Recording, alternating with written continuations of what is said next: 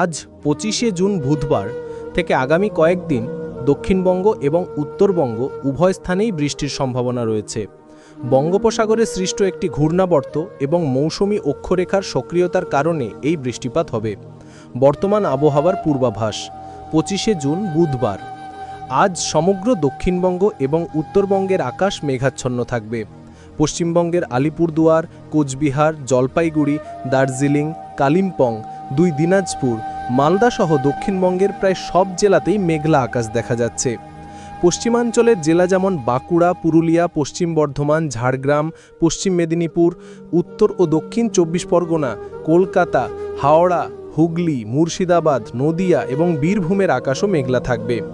এছাড়া বাংলাদেশের রংপুর, রাজশাহী, ঢাকা, খুলনা, বরিশাল, চট্টগ্রাম বিভাগ এবং বিহার, ঝাড়খণ্ড, উড়িষ্যার আশেপাশেও মেঘলা আকাশ দেখা যাবে। সারাদিন আকাশ আংশিকভাবে মেঘলা থাকবে, অর্থাৎ রোদ ও মেঘ দুটোই দেখা যাবে এবং মাঝে মধ্যে বৃষ্টি হতে পারে। কোথাও কোথাও দফায় দফায় বৃষ্টির সম্ভাবনা রয়েছে। ঘূর্ণাবর্তটি বর্তমানে পশ্চিমবঙ্গে 2 মেদিনীপুর এবং সংলগ্ন উড়িষ্যার উপকূলবর্তী এলাকায় অবস্থান করছে। এর প্রভাবে বঙ্গোপসাগর থেকে প্রচুর আর্দ্র বাতাস ঢুকছে, যার ফলে বৃষ্টি হলেও ভ্যাপসা অস্বস্তিকর গরম অনুভূত হবে। আজ দুপুরের পর থেকে বিকেল বা সন্ধ্যার মধ্যে উপকূলবর্তী 2 পরগনা, 2 মেদিনীপুর, ঝাড়গ্রাম, কলকাতা, হাওড়া, হুগলি, পশ্চিম বর্ধমান এবং বীরভূমের একাংশে বৃষ্টিপাতের সম্ভাবনা রয়েছে। এর মধ্যে বাঁকুড়া, পুরুলিয়া, পশ্চিম বর্ধমান, দক্ষিণ বীরভূম, ঝাড়গ্রাম এবং পশ্চিম মেদিনীপুরে বৃষ্টির সম্ভাবনা বেশি, কারণ ঘূর্ণাবর্তটি ঝাড়খণ্ডের দিকে সরছে। উত্তরবঙ্গে আজ হালকা বৃষ্টির সম্ভাবনা রয়েছে, তবে ভারী বৃষ্টির সম্ভাবনা কম। আগামী দিনের পূর্বাভাস 26শে জুন বৃহস্পতিবার থেকে।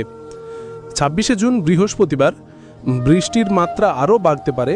মালদা, দিনাজপুর, বীরভূম, মুর্শিদাবাদ, আজিমগঞ্জ, বহরমপুর, বেলডাঙ্গা, ডোমকল, নদিয়া, করিমপুর, বীরভূমের নলহাটি, রামপুরহাট, সাঁইথিয়া, সিউড়ি, পশ্চিম বর্ধমানের আসানসোল, চিত্তরঞ্জন, বাঁকুড়া, পুরুলিয়া এবং বিভিন্ন এলাকায় হালকা থেকে মাঝারি বৃষ্টির সঙ্গে 2-1 পশলা ভারী বৃষ্টি হতে পারে। ঘন্টায় 30 থেকে 45 কিলোমিটার গতিবেগে দমকা ঝোড়ো হাওয়া এবং বজ্রবিদ্যুৎ সহ বৃষ্টির সতর্কতা জারি করা হয়েছে আগামী 3 দিনের জন্য। 27শে জুন শুক্রবার আবহাওয়ার বিশেষ পরিবর্তন হবে না। ভ্যাপসা গরমের সঙ্গে মাঝে মধ্যে বৃষ্টি এবং দিনভর আংশিকভাবে মেঘলা আকাশ থাকবে। কোথাও ঘন কালো মেঘ এবং কোথাও রোদের দেখা মিলবে।